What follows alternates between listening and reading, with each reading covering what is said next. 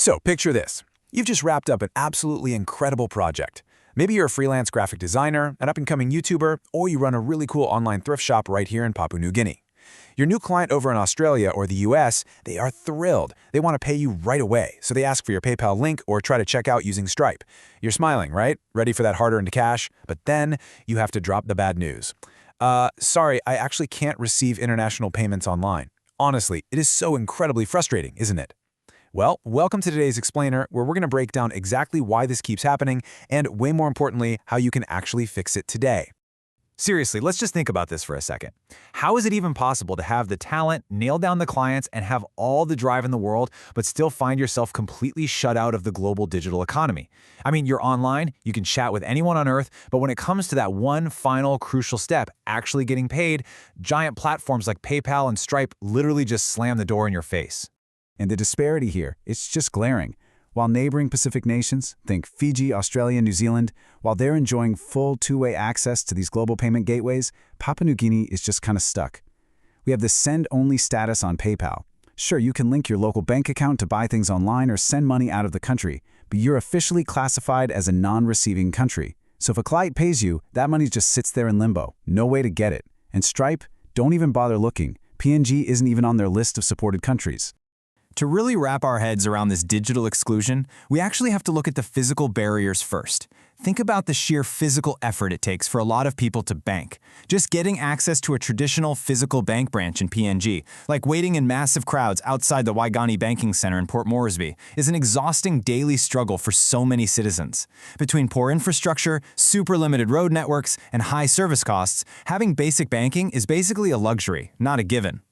And the sheer scale of this issue is frankly staggering. Only 37% of adults in Papua New Guinea actually have access to a formal bank account. That means the vast majority of the adult population is operating entirely outside the formal financial system. Building on that bigger picture, when you factor in all formal financial services, a whopping 75% of the adult population remains totally unbanked. So put yourself in the shoes of global payment gateways like Stripe or PayPal. When they look at PNG, they just see a market where 3/4 of the people can't even hold their funds in a regulated local institution. From a strictly commercial standpoint, they view the market as economically unviable. The transaction volumes just aren't there to justify their massive setup costs. Add to that another absolute deal breaker. True internet penetration in PNG sits at only 32%.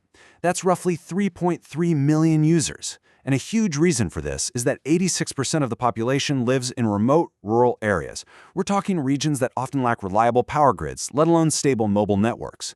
So geography and infrastructure just end up forming this self-reinforcing trap, completely isolating incredible local talent from the digital world. But, low commercial viability? That really isn't the whole story. The real macroeconomic mystery lies in what we can call the global rulebook. You see, the world's financial systems are governed by incredibly strict anti-money laundering and counter-terrorism financing regulations. Now, obviously, these rules are designed to stop the bad guys, but they demand absolutely rigorous, zero-tolerance compliance from these financial platforms. And here is the absolutely critical roadblock for us. On February 13, 2026, the Financial Action Task Force, which is essentially the world's top anti-money laundering watchdog, placed Papua New Guinea on their gray list. This instantly classified PNG as a high-risk jurisdiction. These billion-dollar platforms, they are utterly terrified of being hit with massive compliance fines. So when a country lands on that gray list, they often just take the easy way out and block access entirely to protect themselves. The Dev Policy blog actually hits the nail on the head here. They point out that these strict international laws are definitely meant to catch high-level financial criminals, but hardworking Papua New Guinean freelancers, market vendors, and small business owners, they've unwittingly become the collateral damage. Essentially, you're being punished for systemic, macro-level risks that you literally have zero control over. And this creates a really massive, wider fallout. Globally, we are seeing a systematic decline in active US dollar correspondent banking relationships, and Oceania is suffering the absolute most. International banks are essentially severing their ties with the Pacific to avoid these regulatory risks. This whole de-risking strategy is making it harder and way more expensive to move money across borders into PNG. On top of all that, PNG suffers from some major legislation and data gaps.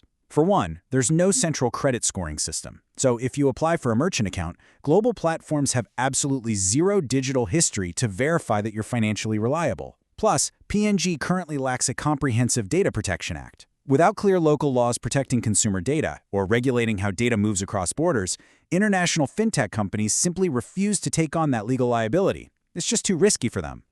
So let's add it all up. When you combine the lack of infrastructure, the fat shift gray listing, and those severe data gaps, the result is a local e-commerce market sized at a tiny $50 million, while neighboring markets are literally generating billions. Our market size remains just too small for the major gateways to invest the time, the money, and the energy required to cut through all that complex red tape. Section 1. How to get paid anyway. Practical workarounds for PNG. Okay, wait. Do not lose hope, because we are definitely not just going to talk about the problems today. Let's dive into the absolute best immediate workaround, Payoneer. This platform is actually fully supported in PNG.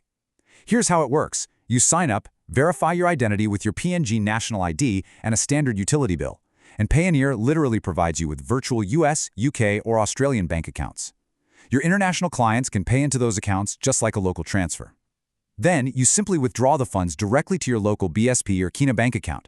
With currency conversion fees sitting around a very reasonable 0.5% to 2%, it is an absolute game changer for freelancers on sites like Upwork or Fiverr. Now, if you're looking to scale a larger e-commerce business and you absolutely must have Stripe or PayPal, this advanced method is definitely for you. You can legally form a U.S. limited liability company, or an LLC, entirely online right from PNG using services like Doula. Once that LLC is formed, you get an employer identification number. That EIN allows you to open a real U.S. business bank account. And boom, with a U.S. entity and a U.S. bank account, you can legally apply for a fully functional U.S. Stripe or PayPal account.